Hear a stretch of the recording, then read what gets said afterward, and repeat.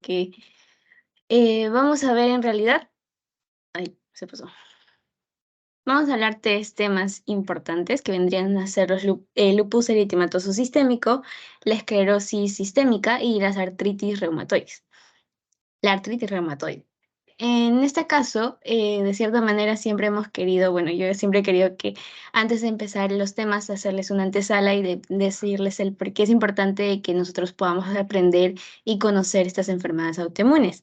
De cierta manera, tienen un rango muy inferior, es muy poco frecuente, pero de cierta manera, la clínica y todo lo que va a conllevar que venga el paciente va a ser como estos más que nada, los que vamos a ver, los tres importantes que vamos a ver, van a ser sistémicos, ¿no? Entonces, va a venir quizá con una clínica florida, variada, pero ahorita vamos a ver qué clínica o qué exámenes de laboratorio vamos a pedir cuando nos viene un paciente, por ejemplo, con un lupus, una esclerosis, que nosotros podríamos sospechar. En primera, como ustedes miran acá, voy a poner mi puntero.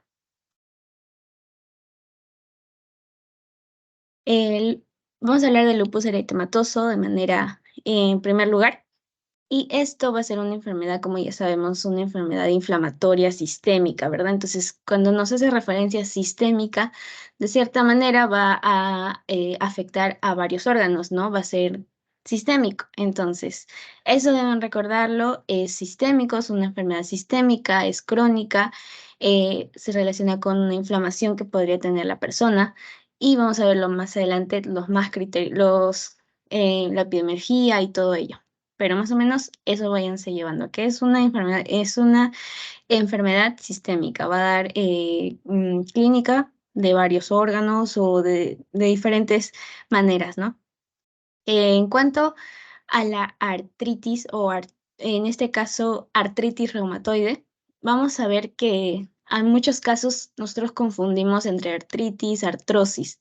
Las artritis, de manera ya como para que se les vaya quedando, la artritis reumatoide va a ser simétrica y bilateral los dolores que pueda sentir. Por ejemplo, mayormente se da en las manos, en el pie o en las rodillas. Entonces, si tú miras a una persona que viene, a una paciente con dolor en ambas manos, en articulaciones sinoviales, ya sabemos que las articulaciones sinoviales, bueno, ya sabemos, ¿no? Cómo son.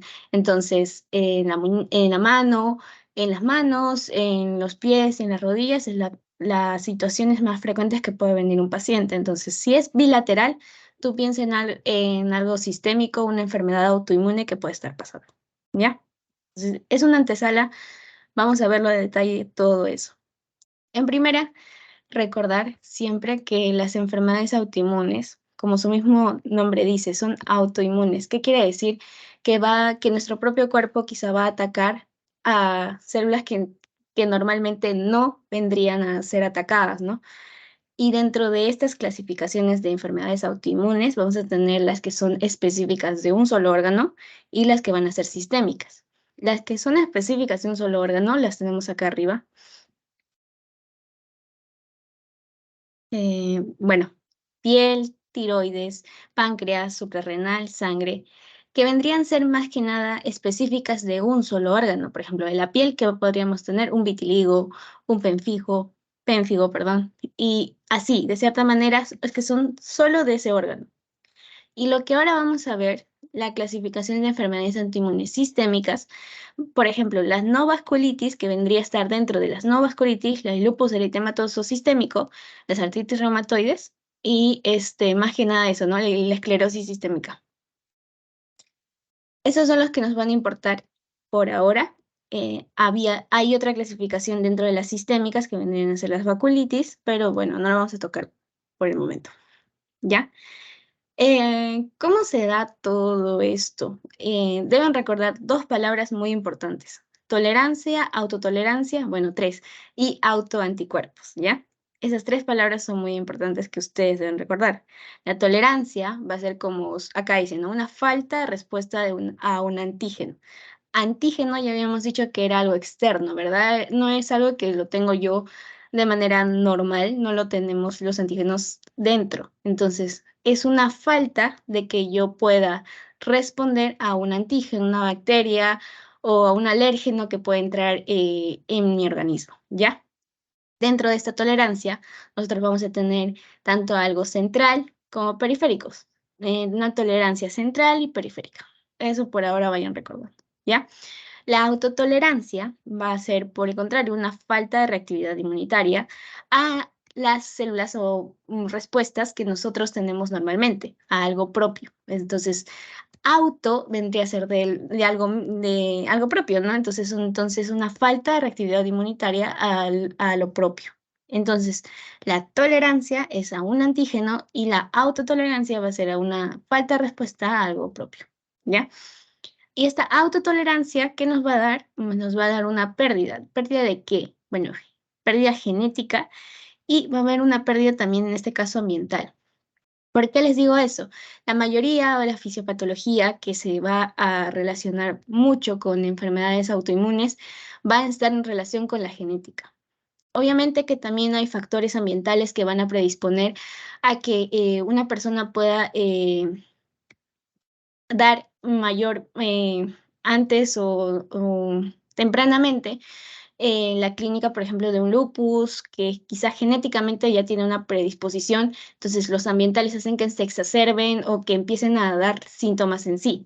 Entonces, hay una predisposición genética, como acá vemos, hay una predisposición genética de genes que van a predisponer a que haya un fracaso de la autotolerancia. Por eso es muy importante que ustedes recuerden autotolerancia, es como que auto lo propio, ¿no? No tengo respuesta a algo propio que normalmente sí se debería tener, ¿ya? Y ya. Luego vamos a tener, por ejemplo, la reacción o los factores ambientales, que es muy importante para entender la fisiopatología. Y siempre les he dicho eso desde la primera clase. La fisiopatología es muy importante para que ustedes puedan entender laboratorio y puedan dar una explicación del por qué estoy pidiendo cada prueba, por qué debo pedir algún tipo de examen. Entonces es muy importante que recordemos esto. Entonces van a haber factores genéticos y factores ambientales que van a predisponer a que se dé por ejemplo, que una lesión tisular, ¿no? Siempre empieza con una injuria tisular y esto más que nada va a estar predisponente por los genes que están dañados en este caso. Entonces, el tejido va a tener una lesión tisular, va a haber una activación de APC tisulares. Entonces, todo esto va a dar una respuesta. Y esta respuesta van a estar dados por las enfermedades sistémicas, en este caso, por ejemplo, lo que vamos a ver, el lupus eritematoso sistémico, artritis reumatoide, ¿no? Entonces, siempre recuerden que ambientales, en los factores ambientales, vamos a tener al daño de radiación UV. En este caso, cuando existe, o sea, va a existir genético más un daño en la radiación, por ejemplo, UV, que es lo que más se relaciona en realidad, vamos a pensar en lupus. O sea, si de cierta manera tiene una mayor predisposición o se expone mucho a radiaciones UV y tiene un factor genético, vamos a pensar, bueno, podría tener esta persona lupus, podría tenerlo, no podemos, ¿cómo decirlo? Asegurar nada hasta que hayamos realizado las pruebas de laboratorio, ¿ya? Eh, en ambientales también recuerden que el tabaco se asocia demasiado a artritis reumatoide. Entonces, si ustedes de cierta manera quizás no se puedan recordar los valores y criterios, porque tenemos criterios para enfermedades autoinmunes, si viene una paciente, por ejemplo, con dolor articular en ambas manos, simétrico, y que fuma o es fumadora, pues ya podrías pensar en que quizá podría tener una artritis reumatoide si has excluido otros tipos de diagnósticos que son más comunes, ¿no? ¿Ya? Entonces, hablando o teniendo eso de antesala, vamos a entrar al lupus eritematoso sistémico. Estos, recuerden, su nombre dice todo. Entonces, vamos a ver, ¿no? Lupus viene de la palabra de lobo en latín. Entonces, cuando de cierta manera ustedes miran acá, yo les puse la imagen. Uy, lo pasé.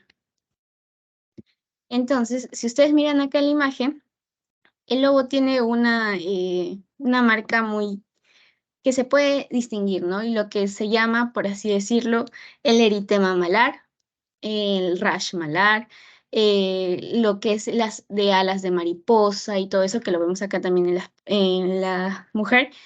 Entonces, ese signo es muy patognomónico, que quiere decir que es, si yo veo ese eritema malar o ese rash cutáneo que respeta el surco nasogeniano, vamos a pensar en lupus eritematoso sistémico, ¿ya? Es como patognomónico, si la persona tiene eso, ya, sí o sí piensa en lupus eritematoso sistémico, ¿ya? ¿Qué más? Lupus, como ya les estaba diciendo, viene en relación al lobo y por eso lo relacionan con la marca que podría tener. Eritematoso hace referencia a piel. Entonces, si nosotros más o menos vamos a ir juntando ya. Eso, eritematoso, piel. Sistémico, obviamente, bueno, de todos los órganos, ¿no? No solamente quizá de un solo órgano, sino puede ser, como su mismo dice, en todo un conjunto de órganos, ¿ya? Entonces, va a haber eso, el signo que el patognomónico, y más que nada va a ser de manera sistémica. ¿Qué deben recordar acá? Que es crónico, crónico, multisistémico, curso va a ser su clínica, va a ser muy variable. De cierta manera, cuando ya el paciente viene quizá con este tipo de lesión patognomónica es porque de cierta manera ya está demasiado avanzado o ha esperado mucho tiempo para poder diagnosticarlo, ¿no? Entonces, el curso clínico es variable. ¿Por qué? Porque de cierta manera, como acá nos dice, ¿no? Es sistémico, entonces puede dañar un órgano más, otro órgano más, puede exacerbarse bastante lo que es en la piel y, o sea, es muy variable. Pero aún así, que sí es variable, nosotros debemos recordar estas tres clínicas o estas tres eh, situaciones muy importantes que puede venir el paciente. La paciente, porque mayormente se da en mujeres, afecta a un hombre cada 10 mujeres, entonces, ¿en qué? En edad fértil de 14 a 40 años, bueno, 14 a 40 años creo que ponen en la teoría, entonces de 14 a 40 años, afecta más que nada a la raza negra y asiática, y eso deben recordar. Mujer, en edad fértil, raza negra mayormente y asiática también de cierta manera, ¿ya? Eso, entonces la paciente, mujer, va a venir de cierta manera, o sea, no solamente va a venir, va a ser mujer, ¿no? Pero es lo más frecuente. Entonces, una paciente va a venir con fiebre, astenia, que vendría a ser, bueno, ustedes ya lo saben, por semio, disminución de peso. En este caso, la disminución de peso lo estaba resaltando acá porque de cierta manera es como el primer síntoma que quizá podría tener la paciente. Entonces, si se dan cuenta, es muy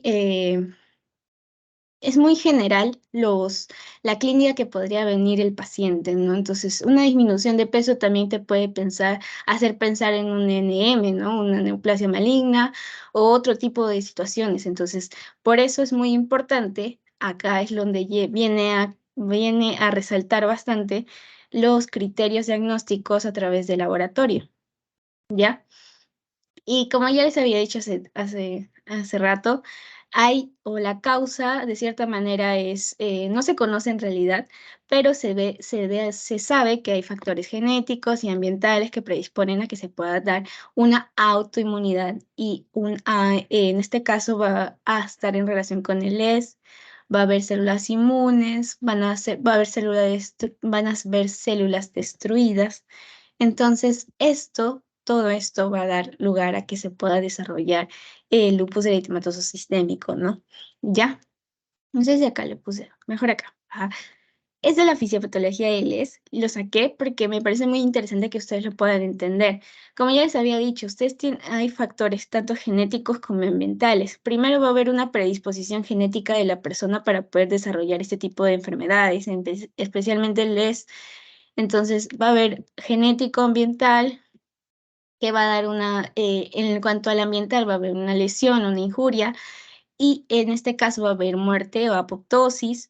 y vamos a sumarlo a esto ADN, histaminas, proteínas y todo ello, y va a dar que a los autoantígenos, ¿no? Van a presentarse los autoantígenos. ¿Y quién más va a resaltar? Los autoanticuerpos. Esto es muy importante que lo recuerden. Siempre les dije, en cada sesión había como nuestra estrellita. Entonces, nuestra estrellita ahora va a ser autoanticuerpos. Los autoanticuerpos nos van a ayudar a poder direccionarnos a la clínica, a los criterios que podríamos tener en el ES. Entonces, autoanticuerpos, siempre recuerden eso, autoanticuerpos. Entonces, ¿qué va a pasar? Va a haber unos autoanticuerpos. Esto más que nada van a ser la suma de, los inmunocomplejos de por sí. Bueno, esto ya es más fisiopato, ¿no? Pero ya. Bueno, ahí lo dejamos, autoanticuerpos, ¿ya? Los autoanticuerpos que va a dar, va a haber un depósito en capilares. El depósito en capilares más los complementos que va a dar una inflamación, ¿no? Una inflamación sistémica que en este caso va a dar a los síntomas del ES. Y hablando de los síntomas del ES, los criterios que se toman en cuenta para la clasificación del ES van a ser tanto criterios, por ejemplo, clínicos e inmunológicos, que esos son muy importantes que ustedes lo puedan recordar. Esto es el que más se toma, por así decirlo, que es el de 2012 que ha salido. Estos criterios, como ya les dije, se dividen en clínicos e inmunológicos. Los clínicos van a ser, por ejemplo, lupus cutáneo, que vendría a estar en relación, por ejemplo, al eritema malar. Y tanto agudo como crónico, también puede haber úlceras orales. ¿Qué es lo que yo creo que deberían recordarse más en este caso? Podría ser de que al ser sistémico, no solamente va a actuar, por ejemplo, en la piel, como en un momento les dije que eritematoso nos relaciona a piel, sino que también podríamos tener, por ejemplo, sinovitis, que vendrían a ser de 2 o más articulaciones, pero en este caso no sería bilateral, ¿ya? En este caso solamente podría ser un dolor articular en la mano o algo así, ¿ya?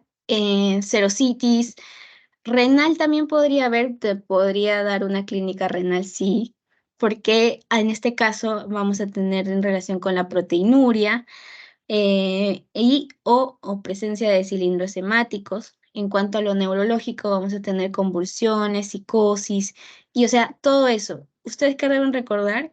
El daño renal, al ser un órgano blanco, se va a dañar. La anemia hemolítica también sería muy importante que lo recuerden. Y los valores, en este caso, leucopenia. Leucopenia, de cierta manera, viene a formar parte de un criterio clínico.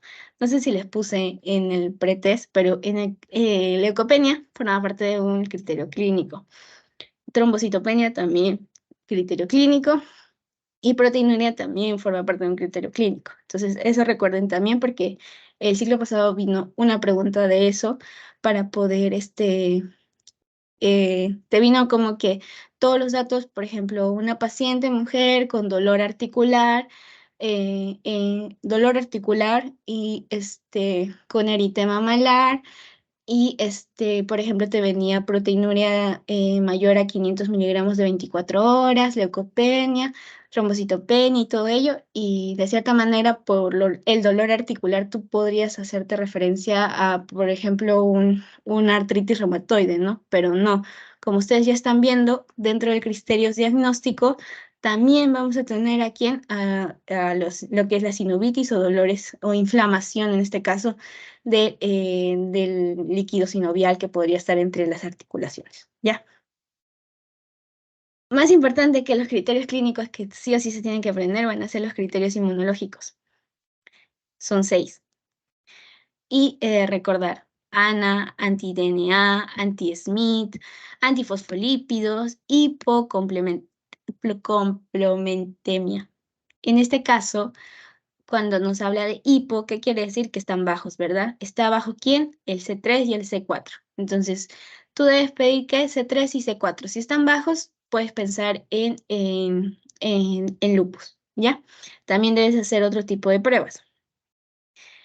Y tener en cuenta también que si se clasifica como paciente portador de LES cuando, por ejemplo, tiene una nefritis lúpica, lo hablamos en renal, una nefritis lúpica, comprobada por biopsia masana o anti-DNA positivo, ¿ya? Entonces, estos criterios también sería importante que quizá lo puedan ver, pero más criterios inmunológicos, ¿ya? Criterios inmunológicos, y eso es lo que les he resaltado, muy importante.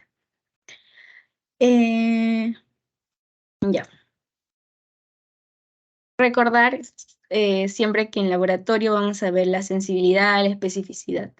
En este caso, los criterios son o han tenido una sensibilidad muy alta, ¿no? 97% frente a quizá 83% a otro criterio que vendría a estar el ACR de 1997 y que se modificó en 1998. Bueno, ya. Es muy largo, muy extenso todos estos criterios, pero ustedes deben recordar esto. Los trastornos hematológicos van a ser los que más se van a resaltar y más vamos a poder medir. Entonces, si tienen que aprenderse algo, va a ser eso. Los trastornos hematológicos que podría presentar dentro de los criterios que nosotros podamos medir, ¿ya? Entonces, por ejemplo, vamos a tener como acá leucopenia, igual te vamos a tener acá leucopenia. También vamos a tener linfopenia, trombocitopenia y todo ello, y anemia hemolítica, ¿ya?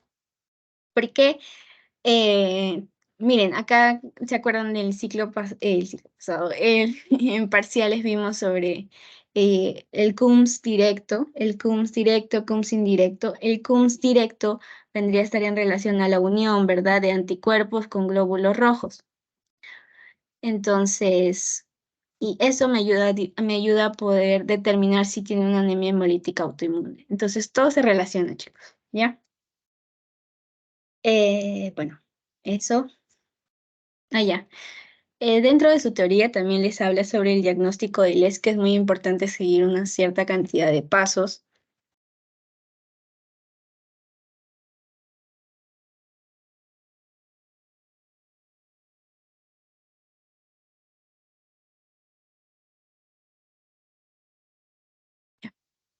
Primero, deben pedir autoanticuerpos. Solo se deben solicitar en un contexto clínico subjetivo. Como ya les había dicho, al ser el lupus eritematoso una enfermedad sistémica que va a abarcar varios órganos, ¿qué quiere decir? Que tú no lo puedes medir o dosar así nada más, porque sí, hay criterios, los criterios que ya les enseñé acá. Es como que los criterios que tú tienes que saber, bueno, tiene eritema malar, tiene eritema discoide, tiene, no sé, úlceras orales, tiene artritis, y ya he descartado, no sé, cualquier otro tipo de enfermedad, entonces recién puedo pensar en que quizá podría ser un lupus eritematoso, ¿ya? Es como, tienes que tener la clínica, tienes que tener un sustento para poder pedir los exámenes de laboratorio, ¿no? Otro paso a tener en cuenta va a ser la presencia de un autoanticuerpo que no es equivalente a una enfermedad. ¿Qué quiere decir? Por ejemplo, acá vamos a ver el ANA, en este caso, positivos en población sana. Acá su valor de corte va a ser muy importante que recuerden esto. Mayor a uno sobre 80, 1 entre 80, lo que sea, va a ser subjetivo a que pueda tener una enfermedad, algo autoinmune que puede estar pasando en nuestro paciente. Entonces, el punto de corte, 1,80. Es lo único que tienen que recordar en esto. ¿Ya? Otro paso a seguir va a ser los autoanticuerpos, son útiles en el diagnóstico y pronóstico, pero poco útiles en el seguimiento. ¿Qué me quiere decir esto? Ahí dice todo, ¿no? Autoanticuerpos van a ser útiles tanto para el diagnóstico y pronóstico. Cuando vamos a ver más adelante, vamos a ver en otros temas, por ejemplo, los marcadores tumorales, son más de cierta manera, no tanto son diagnósticos, son más de seguimiento. Entonces, en este caso, en lupus eritematoso sistémico, los autoanticuerpos nos van a ayudar a hacer el diagnóstico. En muchas otras que hemos visto anteriormente, por ejemplo, no sé, en enfermedad del corazón, por ejemplo, un IMA o todo ello, es como un conjunto de síntomas que me ayudan a determinarlo y gracias al laboratorio, no sé, a un EKG y todo ello. En este caso, nada más, o sea, lo que quiero llegar es que los autoanticuerpos van a ser muy importantes tanto para diagnóstico y pronóstico, ¿ya? pero no es como que tú lo doses a cada rato para poder ver que si está yendo bien con un tratamiento o si ya está bajando la autoinmunidad, lo que sea. No, no, no es así. Solo es diagnóstico y pronóstico, ¿ya? Autoanticuerpos son predictores de patología. En muchos casos, obviamente, como ya les había dicho, los autoanticuerpos no son normales. O sea, no es normal que tu propio cuerpo se ataque a sí mismo, ¿no? No es normal que tú te ataques a ti mismo, no es normal que tú te pegues a ti mismo. Entonces, no es normal. Entonces, por eso, de cierta manera, si estos autoanticuerpos están elevados o tienen una consideración a tener en cuenta, vamos a ver que hay algo patológico que está pasando en el paciente, ¿no? Entonces, también algunos anticuerpos son son protectores del desarrollo de la enfermedad. Bueno, eso es como un dato, ¿no? En este caso vamos a tener, por ejemplo, cistitis intersticial, dermatitis y todo ello, cáncer de próstata, ¿ya? Esos son como los pasos a tener en cuenta que les ponen en su teoría, como para que lo resumí para que les ayude. Ya, se fue mi... No, no quiso, ya. Métodos de inmunoensayo. Ahora vamos a hablar de lo que nos compete el laboratorio, ¿no? Obviamente que los criterios diagnósticos son parte del laboratorio y por eso nosotros vamos a pedir los autoanticuerpos y todo ello. Pero existen métodos de inmunoensayo que son muy importantes. ¿Para qué? Para medir los antígenos anticuerpos, el antígeno anticuerpo, ¿ya? Vamos a medir tanto los antígenos como los anticuerpos. ¿Y qué pruebas me ayudan o qué métodos de inmunoensayo me ayudan en este caso? Van a ser el IFI, en este caso es el gold estándar. ¿Qué es el IFI? Va a ser la inmunofluorescencia directa, ¿ya? Indirecta, perdón, indirecta. Inmunofluorescencia indirecta. Ese es el gold estándar, el que quizá les van a preguntar más. Gold estándar para poder medir o es el que más nosotros vamos a utilizar para poder diferenciar en un lupus eritematoso sistémico, ¿ya? Entonces, para que lo puedan ver así nada más, la inmunofluorescencia directa va a estar en relación con el antígeno en el sustrato. En cambio, la inmunofluorescencia indirecta va a estar en relación con un anticuerpo en el sustrato. Obviamente que si tú quieres ver algo sistémico, algo que está pasando en el propio cuerpo, no vas a medir una inmunofluorescencia directa, porque como acá te estoy diciendo, nos mide antígenos en el sustrato, o sea, es algo exterior que ha venido acá para dañarme, ¿no?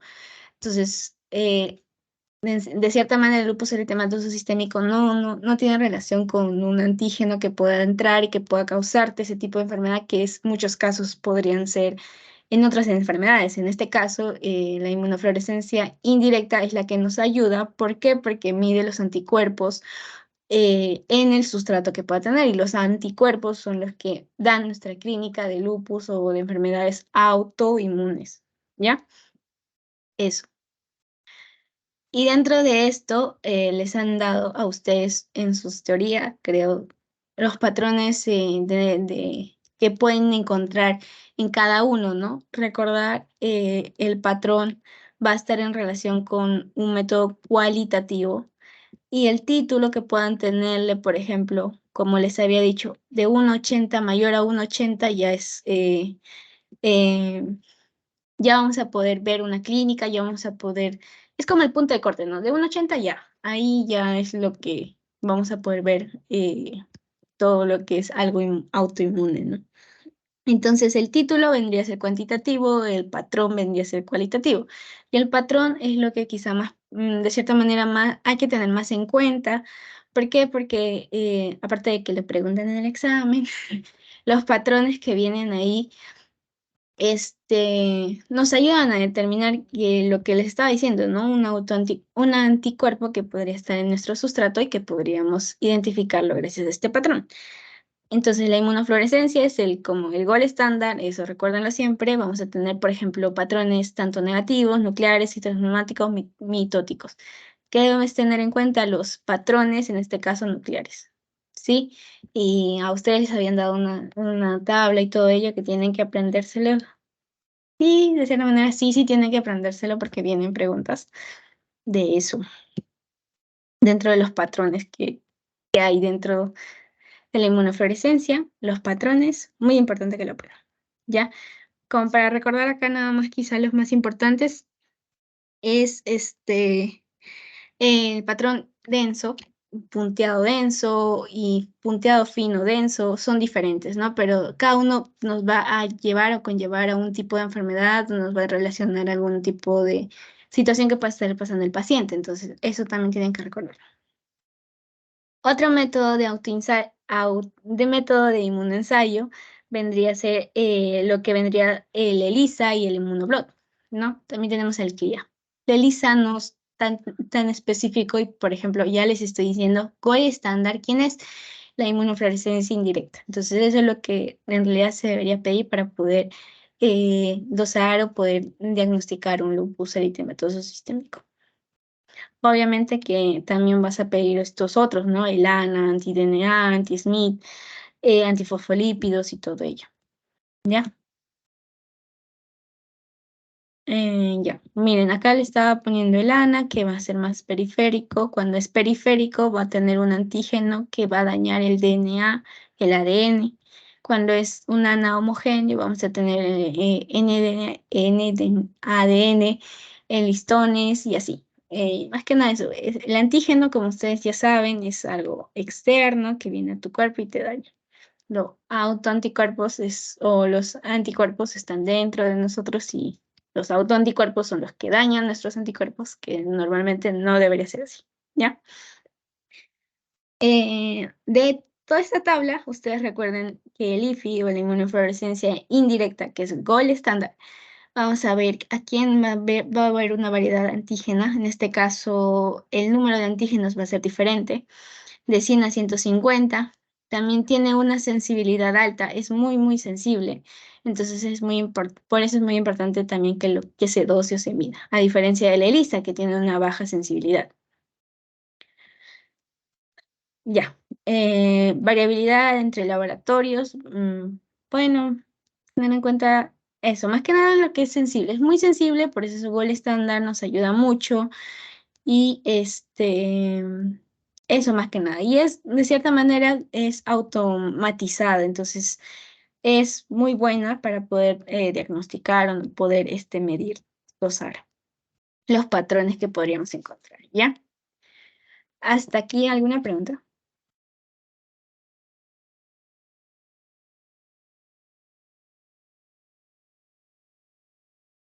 ¿No? Bueno, pasamos. Esclerosis sistémica. Va a ser defectos en la inmunidad. Bueno, antes de pasar, vamos a ver como un mini resumen, ¿ya? Para que les quede un poco más clarito.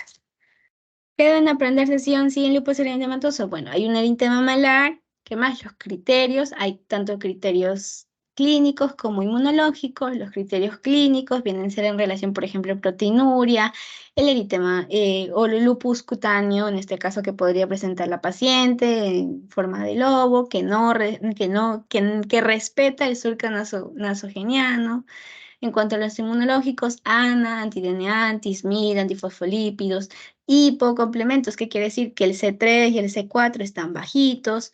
El CUMS directo es muy importante para poder medirlo, porque los autoanticuerpos se van a unir a los glóbulos rojos y es muy importante que tú lo midas porque nos va a dar un diagnóstico de una anemia hemolítica, que es un criterio clínico, ¿ya? Se va a dar más que nada en pacientes mujeres, en raza negra, afecta mucho más a mujeres de edad fértil. También da en hombres, pero es como un hombre cada 10 mujeres, entonces no hay mucho que... Ya, eso, ya. Esclerosis sistémica. En este caso va a ser un defecto, obviamente, en la inmunidad que podríamos tener y se va a caracterizar de qué? De fibrosis. ¿Vamos a tener cambios vasculares? Sí. Por ejemplo, acá vamos a tener una persona sana y una persona, por ejemplo, con esclerodermia. Va a estar de cierta manera mucha cantidad de fibrosis, vamos a poder verlo. Y esto más que nada nos va a dar una clínica tanto en fases edematosa, indurativa, fase atrofíticas, atrófica, que vendría a estar la atrófica en relación a los años que van pasando y que la paciente recién lo va a notar. En este caso, la fase edematosa, vamos a tener fenómenos de Raynaud, por ejemplo, dedos en salchicha, que lo vemos acá, por ejemplo. Entonces, no es normal de cierta manera que las personas tengan esos deditos en salchicha, podría estar en relación a algo autoinmune, sí, o también podría ser otra cosa. Entonces, fase indurativa va a haber prurito intenso. En la fase atrófica, en años va a haber un compromiso de órganos internos, ¿no? Cuando ya es algo más crónico o ha pasado mucho tiempo, obviamente que va a expandirse a más que quizá la piel, sino que va a agarrar más órganos, en este caso internos, ¿no? La descripción o los hallazgos relevantes clínicos, como estaba diciendo, es, por ejemplo, los dedos en forma de salchicha, la telangiectasias, ¿qué más? La esclerodactilia, podríamos tenerlo acá. Entonces vamos a dar en relación a eso. ¿Y por qué me da esto? Siempre hay una lesión tisular. La fisiopatología es muy importante, chicos, que lo recordemos. La lesión tisular va a haber un daño en el endotelio. ¿Por qué? Porque tengo una predisposición genética a desarrollar esto. Va a haber estimulantes ambientales, predisposición genética, lesión tisular. ¿Y esto qué me va a dar? Me va a dar una activación de células endoteliales y, bueno, todo esto dañando vascularmente, todo dándonos una autoinmunidad, una inflamación y finalmente nos van a dar en relación a la fibrosis o fibroblastos que puedan darnos la fibrosis, ¿no? Esto es muy importante que aprendamos si la clasificación de la esclerodermia es localizada. También podríamos tener sistémica. En la localizada vamos a tener tanto limitada como difusa. Difusa, obviamente que va a expandirse a algo más, ¿no? Pulmón, riñón, corazón, riñón. Es como un órgano blanco, entonces podría tener mayor predisposición a ese órgano. Es limitada, por ejemplo, calcinosis, Raynaud, esclerodermia, es como una mnemotecnia que les han hecho, ¿no? El CREST. Entonces, esa es la clínica que podría tener el paciente. También está en sus teorías. ¿Qué hay que tener en cuenta? Que en las enfermedades autoinmunes el rol del laboratorio es muy, muy importante. Es como que nos ayuda a diagnóstico y pronóstico. Entonces, sin el laboratorio no podríamos diagnosticar un lupus, ¿ya? También tenemos la clasificación de ACR, en este caso del 2013, y nos va a dar un tipo de criterios. ¿Qué es importante que ustedes recuerden? Bueno, esta mnemotecnia quizá que les dieron el CREST, y recordar que cuando hay una puntuación mayor o igual a 9, va a clasificarse como paciente con esclerosis ya sistémica, ¿ya? En el rol de laboratorio, aquí vamos a usar ANA, anticentrómeros, las topoisomerasas. Cuando podemos ver una elevación del anticentrómero, vamos a, por ejemplo, relacionarlo con limitada, con esto, ¿verdad? Con una esclerosis sistémica limitada. Cuando es una tropoisomerasa, vamos a estar en relación con algo difuso. Entonces podría estar en relación con pulmón, riñón, corazón, ¿ya? Eso que recuerden, más que nada, los criterios, la clínica, más que criterios. Y ahora pasamos a artritis reumatoide. Sistémica, por ejemplo, articulaciones sinoviales, en este caso van a ser dañadas. ¿Cuáles son las articulaciones sinoviales? Bueno, las que tienen líquido sinovial, ¿verdad? Que nos ayudan a poder movilizarlos de cierta manera. ¿Dónde es el lugar que más afecta a las artritis reumatoides? Manos, en primer lugar, pies y rodillas. Acá lo resalté para que lo puedan tener. Manos, pies y rodillas. Ya es el lugar que más afecta. Y como les había dicho al inicio, si viene una paciente con dolor solamente en una articulación y tiene, por ejemplo, 70 años, 80 años o algo así, pues no vas a pensar en una artritis reumatoide, vas a pensar que en qué podría ser una artrosis, ¿verdad? La edad y todo ello. Pero si viene una paciente joven, bueno, no tan joven, una persona mayor también, pero tiene dolor articular en ambas manos, bilateral y simétrica, es de igual intensidad, no es como uno más que otro. Entonces, ¿qué vas a pensar? Artritis reumatoide, ¿ya? Los síntomas, vamos a tener dolor, edema, rigidez de las articulaciones, pérdida de la función articular. Y acá vamos a ver dedos muy, muy feitos que nos ayudan a poder relacionar nuestra sospecha diagnóstica. Por ejemplo, la deformidad en cuello de cisne, que acá lo vemos. También vamos a ver desviaciones cubitales. ¿Y todo esto por qué? Porque es una enfermedad sistémica que ataca a quién? A las articulaciones sinoviales. Va a haber una inflamación, como en este caso estamos viendo. Normalmente nuestro hueso o bueno, las articulaciones son así, ¿no? Esto es lo que estoy señalando acá en rojo. Normalmente es así, ¿no? Hay un líquido sinovial y todo ello está normal. Entonces, ¿qué pasa en una artritis reumatoide? Hay una sinovitis. ¿Qué quiere decir sinovitis? Hay una inflamación, ¿verdad? Un dolor, un hinchazón. También puede haber, por ejemplo, como acá dicen, una erosión. Entonces, hay predisposición de que pueda realizarse una inflamación y todo ello. Y esa inflamación hace que se carcoma o que se erosione el hueso, no que se caiga, como se erosiona el hueso, entonces va a dar en relación a todo esta patología, por ejemplo, la desviación cubital, la artritis reumática, la etapa tardía. Quizá lo que más vamos a poder, si en algún momento se pueda ver o puedan ver, va a ser la desviación cubital, que quizá es lo más característico, según lo que tengo entendido. Otro dato muy, muy importante que ustedes tienen que tener en cuenta va a ser el tabaquismo. Como les había dicho, tenemos una predisposición tanto genética como ambiental. Entonces, en cuanto a genético, vamos a tener modificaciones en el gen. Entonces, pero lo más importante va a ser que la persona, al tener esta predisposición genética, también va a tener el hábito de fumar. Y cuando te viene una paciente, como les había dicho, fumadora, con dolor articular en ambas manos, simétrico, bilateral, tú ya podrías estar en relacionando una artritis reumatoide, ¿ya? Es una inflamación. ¿Qué más? Ya, eso. Acá también tenemos criterios, son muy importantes, sí. Los criterios de clasificación de la artritis reumatoide. Estos, más que nada, nos van a dar, por ejemplo, una articulación grande nos da 0 puntos, dos articulaciones grandes 1 punto y así, por cada articulación. Esto es el criterio articular, de articulaciones, ¿no? Entonces, vamos a tener también criterios serológicos. Por ejemplo, al menos un test es necesario para que nosotros podamos determinarlo, ¿no? El ACCP, que si es negativo, si es positivo, y así lo van variando. Entonces, recordar eso, sí, muy importante que lo recuerden. Y a tener en cuenta, ¿qué más? Los resaltantes en fase aguda, reactantes, perdón, en fase aguda, la duración de los síntomas, si es mayor o menor a 6 semanas, cuando es mayor o igual a 6 semanas, vamos a tener un punto. Entonces, la suma de ese puntaje nos van a dar una predisposición a que quizá esta paciente sí podría tener una artritis reumatoide, ¿no? Entonces, muy importante la clínica y los exámenes de laboratorio. ¿Y qué exámenes o cómo puedo diagnosticar a través del laboratorio? Bueno, los anticuerpos basados en antígenos, vamos a tener aquí al factor reumatoideo y los anticuerpos antiproteínas citrulinadas, ya, el ACPA. ¿Ya? Entonces, si yo tengo una paciente con una artritis reumatoide posiblemente cero positiva, ¿qué quiere decir?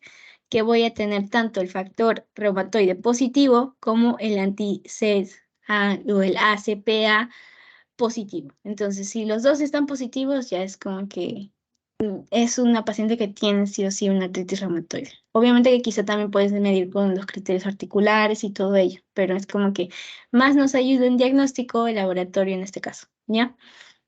Recuerden también que el IgM va a aumentar en los ancianos y el IgG va a disminuir en la edad. Entonces, esto va a estar en relación aquí en el factor reumatoide. Ya, el lupus eritematoso, acá les puse un resumen para que lo puedan ver. Y vamos a pasar al mini banqueo. ¿Alguna pregunta hasta este momento?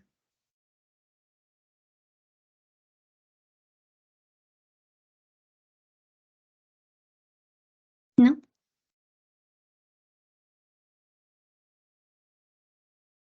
Todo claro.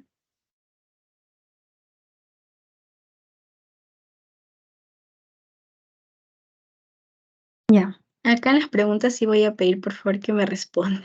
¿Sí?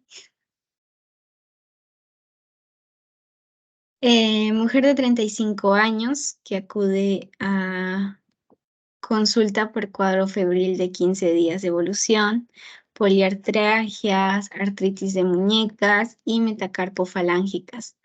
El examen consta de un eritema facial. ¿Se acuerdan de qué enfermedad era patognomónico que esté el eritema facial?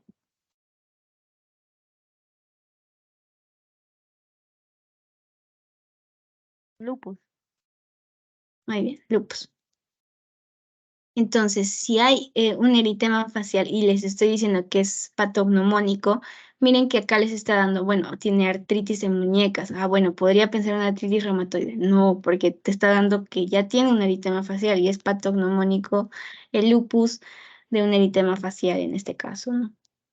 Aparte que también les da los criterios, ¿no? Hemograma, por ejemplo, tiene leucopenia, tiene linfopenia, tiene proteinuria. Entonces, recuerden, por eso le estaba diciendo que es muy importante que recuerden los criterios clínicos y los inmunológicos también. Ya, pero también los clínicos muy importante. Por ejemplo, acá tenemos a la leucopenia, a la proteinuria, que nos estaba dando en el hemograma, ¿no? Entonces, el hemograma es un estudio, como les había dicho, muy importante para que lo podamos relacionar o pedir cuando tenemos una paciente con sospecha de lupus.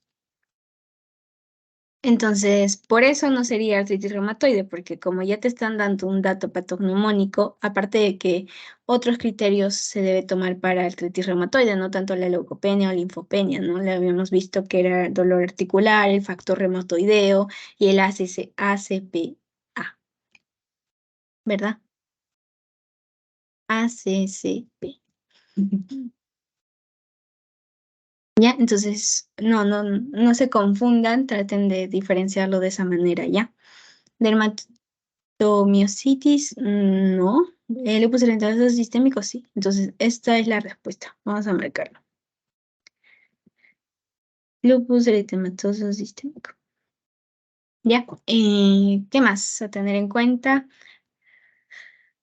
Eso. Lo demás no hemos visto, así que nada. Uy, uy, uy. Ya. Ahora, como les he dicho, también es importante que dentro de la clase que ustedes tienen, les ponen el patrón nuclear que podría tener la paciente cuando nosotros vamos a ver en el lupus eritematoso. En ese caso, por ejemplo, tenemos un patrón nuclear granular o punteado fino. Cuando dice punteado fino, patrón punteado fino, como acá lo estamos teniendo, lo saqué de su teoría, el título de cierta manera acá mayor a 1,80, como les dije, ya es como, se tiene que tomar en cuenta, ¿ya? Mayor a 1,80 ya tienen que tomarlo en cuenta. 1,80. Entonces, acá que vamos a tener un patrón punteado fino. Entonces, ¿qué es lo característico? ¿Qué antígenos vamos a tener acá? Por ejemplo, el SSRA y todo ello que necesariamente tienen que aprendérselo. Bueno, relacionarlo más que aprendérselo.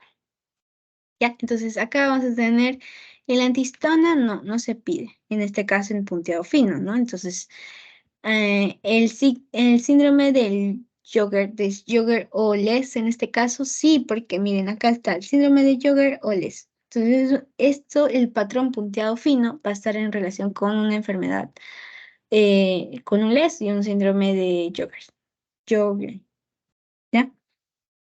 Entonces, sí es necesario que se aprendan los patrones que vienen ahí, sí, sí es importante, porque lo preguntaron en el ciclo pasado. Ya, vamos a responder esta pregunta más, nada más, creo. No, mira.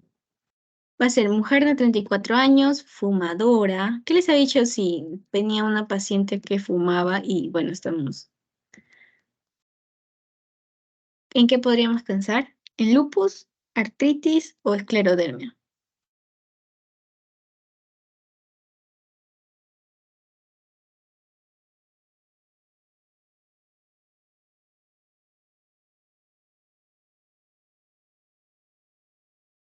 Lupus, artritis o esclerodermia. Ayúdenme para ayudarlos.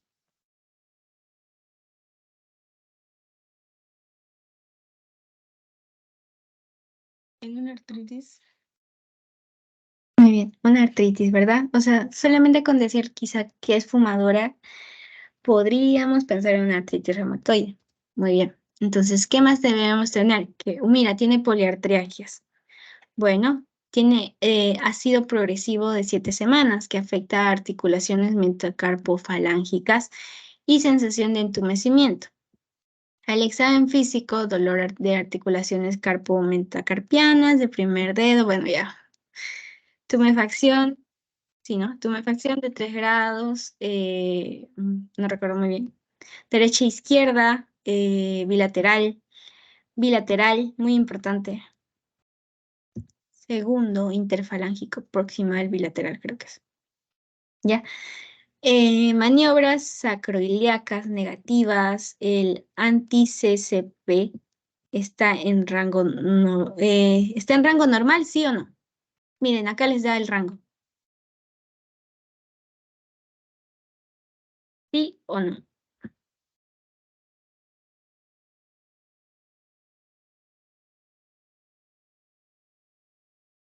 El anti-CCPA está dentro del rango normal, ¿sí o no? No. Muy bien, no.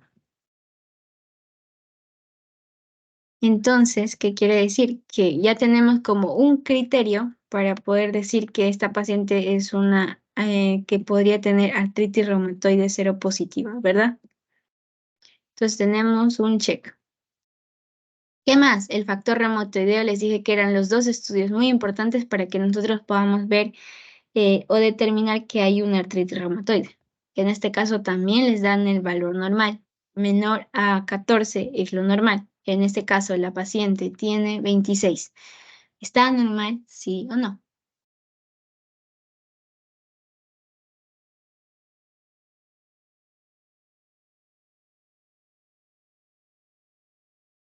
No.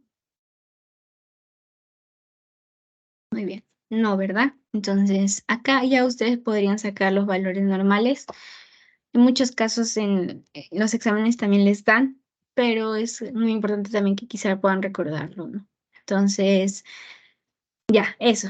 El anti-CPA, CCPA y el factor reumatoideo son como los dos exámenes diagnósticos de laboratorio muy importantes para que tú puedas determinar que hay una artritis reumatoide cero positiva. Entonces, si tienes dos criterios de los dos únicos que hay de artritis reumatoide, ¿qué vas a pensar? ¿Lupus y artrosis? No, ¿verdad? ¿Osteoartritis? No. ¿Esclerosis sistémica? No. Artritis por cristales pirofosfato de cálcico, ¿no? Entonces vas a pensar artritis reumatoide, ¿ya? Todo lo demás, dolores articulares de metacarpio, carpometocarpianas, del primer dedo y todo lo que les dicen, lo más importante vendría a ser que es bilateral, marcador resaltador, que es bilateral, que tiene un anti-CCPA alto, un factor reumatoideo alto. Además, que es fumadora. Entonces ya es como que te están dando toda la clínica que podría tener un paciente con artritis reumatoide.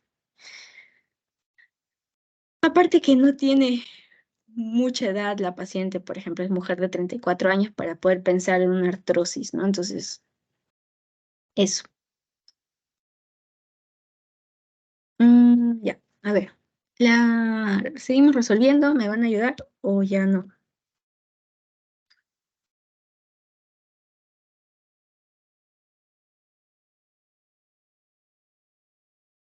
Y hay que seguir ya. Paciente mujer de 30 años, fumadora, con tiempo de enfermedad de 8 semanas, con poliartritis de manos, rodillas y tobillos. ¿Cuáles había dicho que eran los tres lugares más frecuentes que se daba una artritis reumatoide?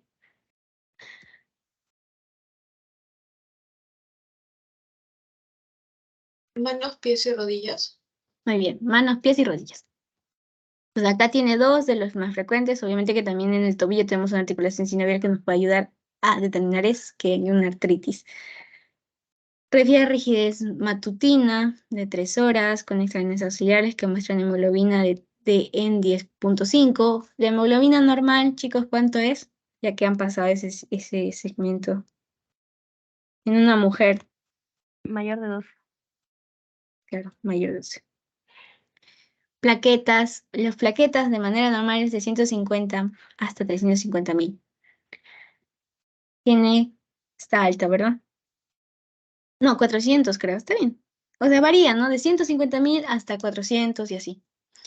El volumen En este caso no es importante, PCR. PCR, ¿se acuerdan que era muy importante para poder determinar que hay una inflamación? Obviamente que va a haber una inflamación, ¿no? Si es una enfermedad autoinmune sistémica, pues va a haber una inflamación también en este caso, ¿no? A pesar, ya. Vamos a tener factor reumatoideo positivo, un ANA negativo, un examen de orina normal. Entonces, si tienes un criterio, en este caso de factor de artritis reumatoide, te faltaría el ACCPA nada más. Pero tú, ¿qué pensarías en este caso? ¿Qué podrías pensar en un lupus si tienen un ANA negativo? Y el ANA, como les había dicho acá, es importante. Aquí está, para un criterio inmunológico para lupus. Entonces, si está negativo y el factor reumatoideo, si está positivo, ¿qué vas a pensar?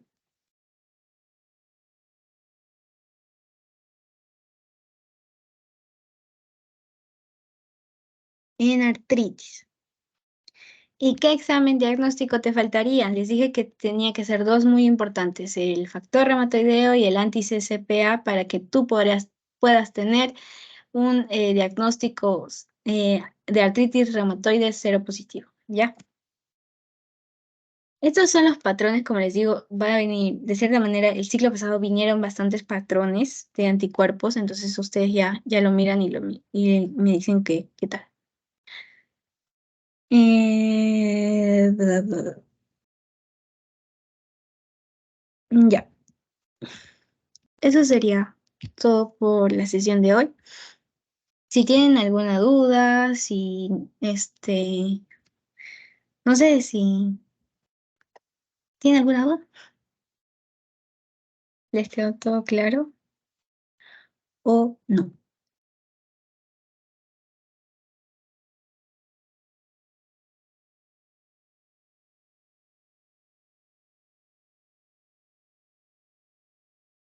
Entonces en la grabación.